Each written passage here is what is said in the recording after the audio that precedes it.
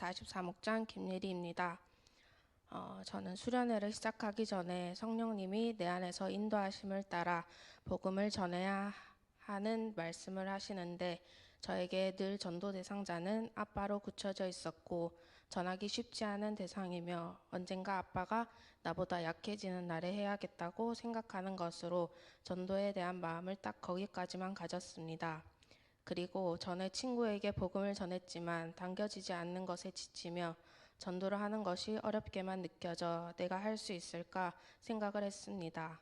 그러면서 요한복음 5장 8절 예수께서 이르시되 일어나 내 자리를 들고 걸어가라 하시니 이 말씀을 통해서 안진뱅이였던 제가 걸을 수 없다고 하나님이 주신 능력으로 걸어갈 수 있는 사람이 되었는데 나는 믿음이 없이 걸어갈 수 없다 생각하며 안진뱅이로 살았구나 깨달았습니다. 그때부터 마음을 다시 고쳐 수련회가 시작되기 전에 기도를 하며 저에게 복음을 들고 나갈 다른 영혼을 보여달라고 기도했습니다. 아빠는 너무 어렵기도 하고 최종 단계처럼 느껴져 그 전에 다른 영혼들이 없을까 보여달라 기도했습니다. 또 요한복음을 읽으면서 사마리아 여인의 모습을 보여주시며 사촌동생의 모습처럼 보여 이 말씀을 전하지 않으면 안 되겠다 생각이 들어 전도 대상자를 사촌동생으로 정하게 되었습니다. 사촌동생의 일상을 많이 봐왔는데 계속해서 남자친구가 바뀌고 오랜만에 만나면 그 전에 남자친구가 아니라 다른 남자친구를 사귀고 있고 얘도 혹시 사마리아 여인처럼 하나님이 아니라 남자친구들로 자신을 채우려고 하는 모습이 있는 것은 아닐까 생각이 들면서 예수님밖에 너를 완전히 채울 수 없다는 것을 너무 말해주고 싶었습니다. 그렇게 확신이 들어 기도로 준비를 하는 와중에 갑자기 만나기로 한 그날에 과제가 있고 대구에 살고 있는데 포항에 가기에는 비가 많이 와 못 가겠다는 연락을 받았습니다. 연락을 받고 난 후 남자인 친구들과 놀러 간 것을 SNS를 통해서 보게 되었는데 저도 모르게 화가 나기도 했고 놀러 가지 말고 과제하지 섭섭하기도 했습니다.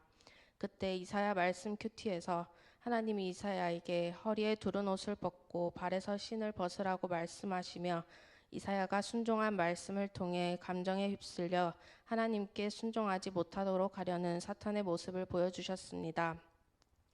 다시 정신을 차리고 사탄이 넣어주는 감정에 휩쓸려 영혼에게 가는 걸음을 멈추거나 머뭇거리지 않도록 해야겠다 생각했습니다.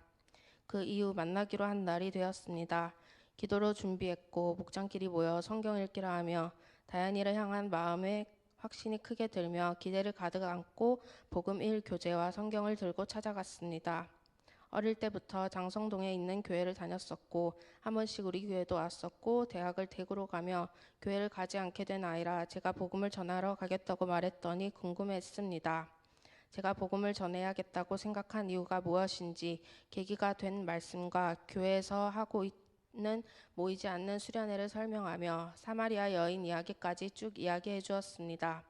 그런데 자신은 사마리아 여인이 아니라고 하길래 그런 의미에서 네가 사마리아 여인이라고 하는 게 아니라고 네가 지금 무엇으로 너를 채우려 하고 있는지 내가 보기에는 남자친구인 것 같다고 절대 오해하지 말라 하며 이야기를 했는데 조심스럽게 저한테 이전에 만났던 남자친구들 그리고 지금 남자친구 이야기까지 해주었습니다.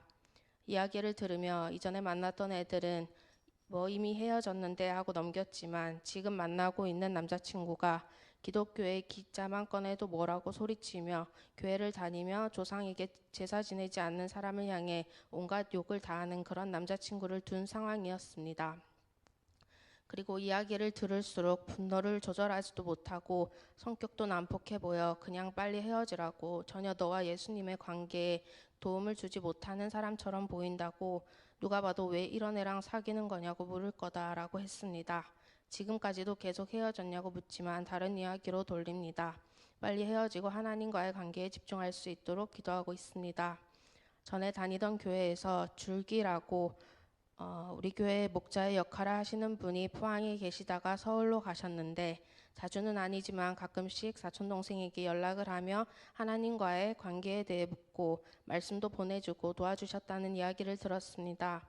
재작년 필리핀에 어학연수를 가서 너무 힘들었을 때에도 그분이 연락이 와서 아 맞아 예수님이 이런 분이시지 하고 생각했고 작년에도 주변에 교회 다니는 친구를 통해서 예수님을 잊고 살다가 다시 기억하게 되었다고 했습니다. 저는 이 이야기를 들으면서 너무 신기했습니다. 그에게 일하신 예수님이 너무나도 선명하게 보이고 잊고 살지 않도록 재작년에도 작년에도 일해오셨고 올해는 저를 통해서 예수님을 기억하게 해주심이 너무 놀랍고 진짜 예수님이 계속해서 문을 두드리고 계시며 너무 사랑하시는 떠나간 자식을 애타게 돌아오기를 기다리시구나 생각했고 다현이에게도 말해주었습니다. 고등학교를 다닐 때는 공부보다 성경 필사를 더욱 열심히 하고 전에 다니던 교회에서 유치부 선생님도 했었는데 지금은 하나님을 잊어버린 지 오래되었다고 고백했습니다. 그런 하나님 앞에 너무나도 더럽고 어둡고 죄인인 자신이 빗대시는 하나님 앞에 나오기 무섭다고 말했습니다. 이 말을 듣자마자 바로 말씀이 생각나서 찾아서 말해주었습니다. 곧 빛이 세상에 왔으되 사람들이 자기 행위가 악함으로 빛보다 어둠을 더 사랑한 것이니라.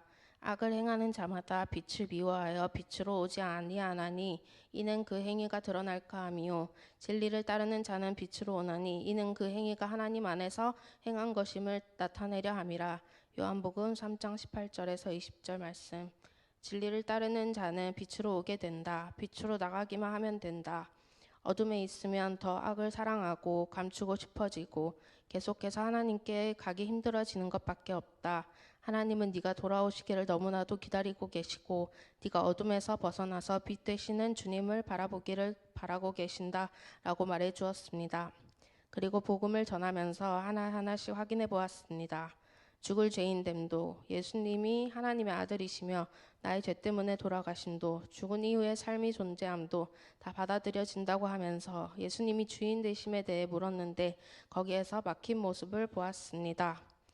자신은 예수님이 주인 되심을 인정한다고 하는데 완전히 주인 되시지는 못한다. 아직 학교도 다니고 무언가를 하고 싶은 마음도 너무 크고 그게 더 먼저라서 저는 그게 먼저라고 하면서 저는 그게 네 우상이 되는 거고 학교고 공부고 다 놓으라고 하는 말이 아니라 네가 예수님보다 주인이 되어서 삶을 살아가려고 하는 게 주인 되심을 인정하지 못하고 있는 것이라고 했습니다.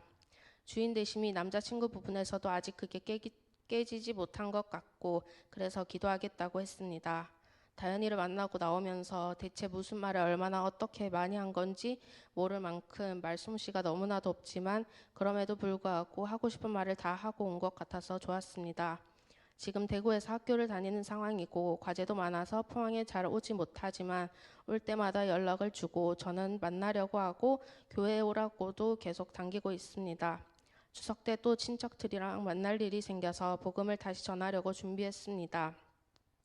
마침 고린도전서 필사를 하며 우리를 너희와 함께 그리스도 안에서 굳건하게 하시고 우리에게 기름을 부으신 이는 하나님이시니 고린도전서 1장 21절 말씀이 마음에 와닿으며 복음 전하는 그 일이 나에게 능력 주시고 함께 하시는 하나님이 있으니 멈추지 말고 추석에 만날 다현이를 또 생각하게 되었습니다.